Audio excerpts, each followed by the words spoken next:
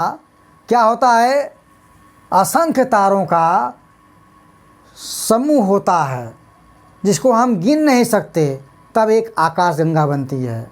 और हमारे अंतरिक्ष में 100 बिलियन के आसपास या उससे भी अधिक आकाशगंगाएं हैं, और उस प्रत्येक आकाशगंगा में 100 बिलियन के आसपास क्या है, तारे हैं।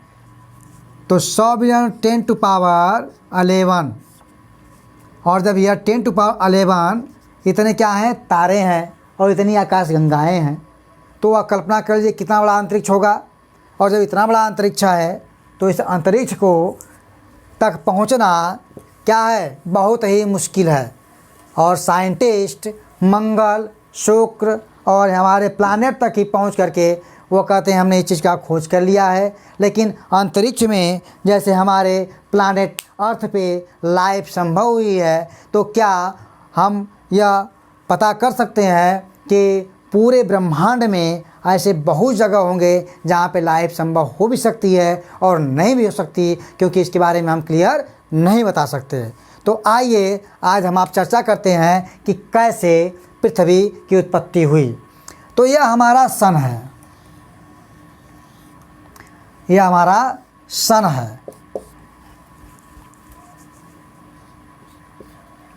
और इस सन में ग्रेविटेशनल फोर्स है, और उसके बाद यह एक स्टार है,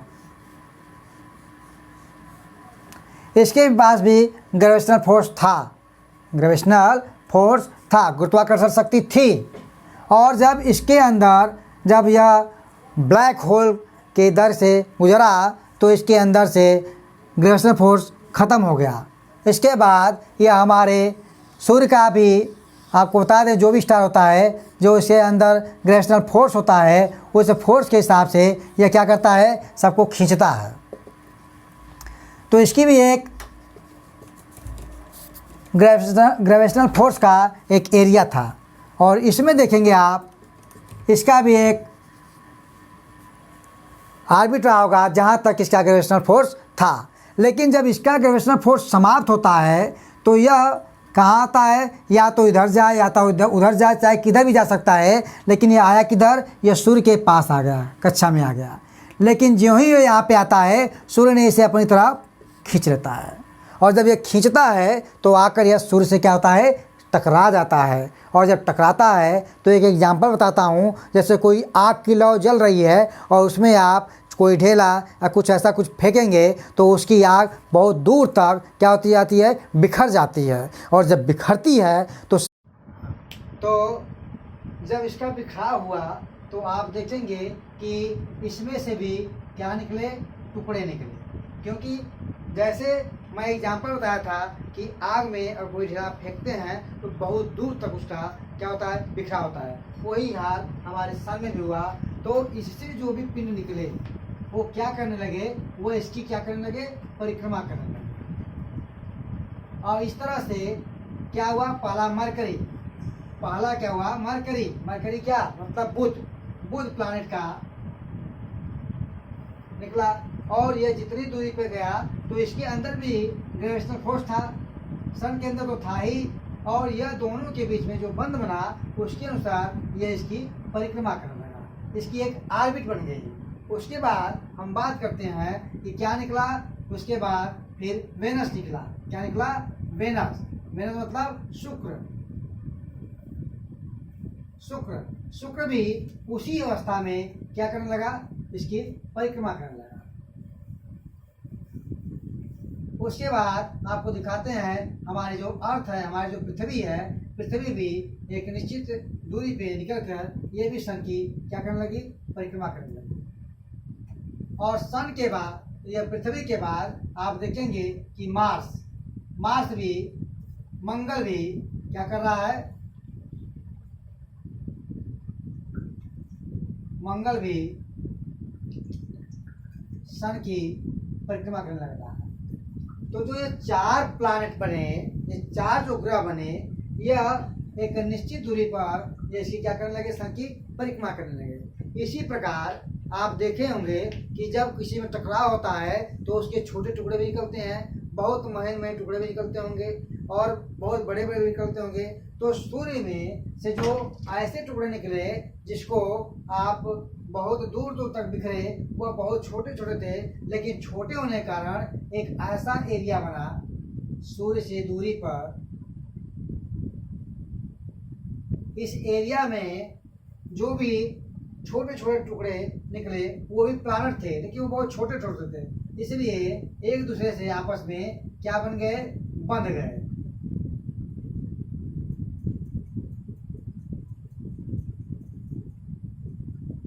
और ये जब बंध गए तो यह एक दूसरे से बंध करके एक ऐसा ऑर्बिट बनाए कि उस ऑर्बिट पे आप देखेंगे इनको नाम दिया गया, इनका नाम था क्षुद्र ग्रह। क्या नाम दिया गया, क्षुद्र ग्रह। तो ये जो सीमा बनी, इस सीमा के चारों तरफ जो जो तारे आपस में जो छोटे छोटे जो प्लैनेट थे, यह क्या हुए, यह इससे एक दूसरे से बंध गए। और जब एक दूसरे से बंधे तो वह एक परिसीमा बनी जिसमें क्या कहा गया, यह क्षुद्र ग्रह है। कौन से ग्रह, क्षुद्र ग्रह। और क्षुद्र ग्रह के बाद आप देखेंगे कि फिर वहाँ पे भी एक प्लैनेट का दूर तक छिटका था जिसको कहा गया जुपिटर अर्थात बृहस्पति। फिर शनि बना, शनि में छल्ले बने, उसके बाद शनि भी परिक्रमा करने लगा। आप देखेंगे शनि के बाद आप देखेंगे कि अरुण बना और वरुण बना, अर्थात यूरेनस और नेपच्यून। क्या बना, यूरेनस बना और नेपच्यून बना और प्लूटो था। तो यह आप देख लीजिए कि ये भी क्या कर रहे हैं, इसकी परिक्रमा कर रहे हैं। अरुण और वरुण और यह यम प्लूटो। तो एक बात बता दें आपको, सन 2006 में साइंटिस्ट की एक समिट होती है जिसमें निर्णय लिया गया कि प्लूटो को 2010 में प्लूटो को क्या कर दिया जाए, प्लैनेट की श्रेणी से, ग्रहों की श्रेणी से इसको अलग कर दिया जाए। क्यों, क्योंकि यह जो यम है यह अपनी जो इसकी ऑर्बिट स्वयं की होती थी, यह परिक्रमा करते करते यह वरुण के कक्षा में पहुंच जाता था। तो इसके वजह से इसको हटा करके यह छोटे ग्रह चाहे अन्य ग्रहों में इसको ला दिया गया और ग्रहों की संख्या 8 कर दी गई। तो 8 ग्रह माने गए। यह हुआ ग्रह।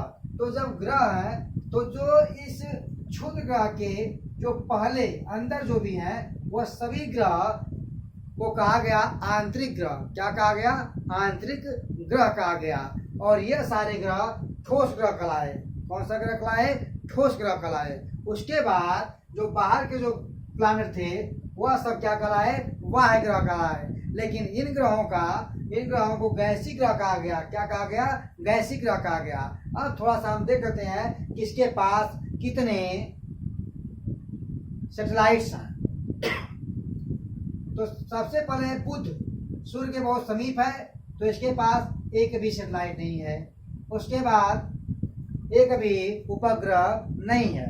इसके बाद शुक्र के पास भी एक भी उपग्रह नहीं है। जब हम पृथ्वी पे आते हैं तो पृथ्वी के पास एक उपग्रह है जिसका नाम है मून, चंद्रमा।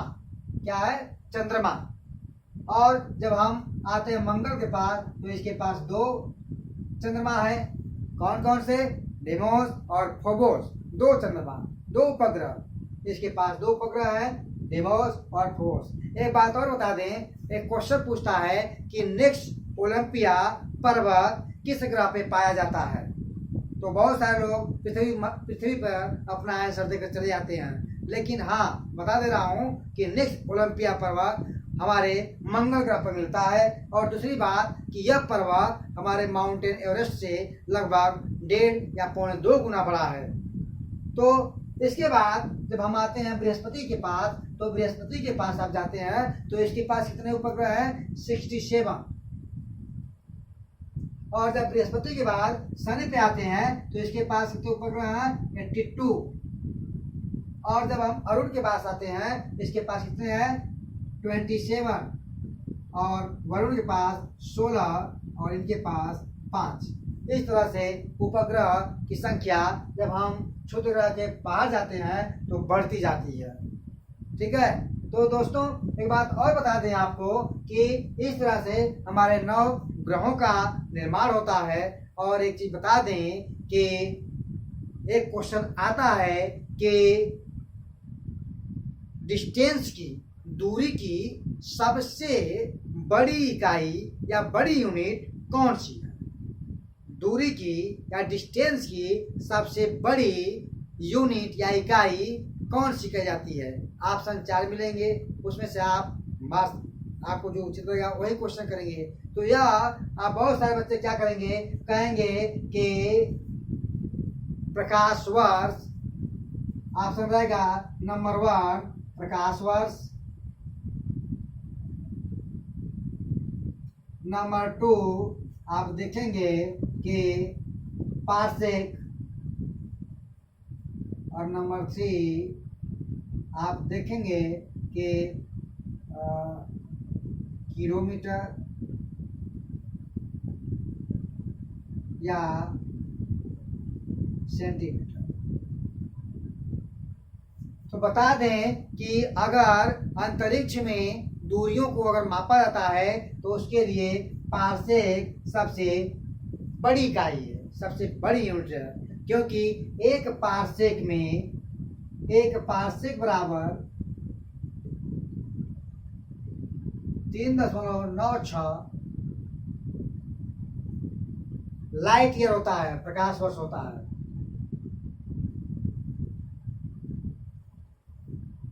अब बात करते हैं कि यह रहा, हम आप चर्चा किए कैसे अंतरिक्ष बना, कैसे तारों का निर्माण हुआ, और कैसे हेलियोसेंट्रिक जियोसेंट्रिक थियरी आई, और कैसे फिर डेवलप होकर के हमारी गैलेक्सी का निर्माण हुआ, हमारी आकाशगंगाओं का निर्माण हुआ, और आकाशगंगाओं के निर्माण के बाद कैसे हमारे आकाशगंगा में सौरमंडल का निर्माण हुआ, और सौरमंडल के निर्माण के बाद कैसे उसके प्लैनेट बने, अब प्लैनेट के बाद कैसे उसके सैटेलाइट बने, उपग्रह बने।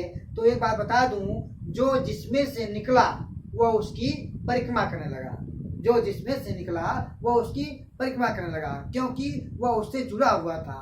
तो चाहे गैलेक्सी से अगर स्टार बने तो वह स्टार उस गैलेक्सी की परिक्रमा कर रहे थे, और जिस स्टार से जो प्लैनेट निकले वो प्लैनेट उस स्टार का परिक्रमा कर रहे थे, और जिस प्लैनेट से जो सैटेलाइट या उपग्रह निकला वह उसकी परिक्रमा करने लगे। तो यह रहा आज का वीडियो, जिसमें हम अंतरिक्ष के कुछ रहस्यमयी चीज़ों को आपको बताया। ओके, धन्यवाद।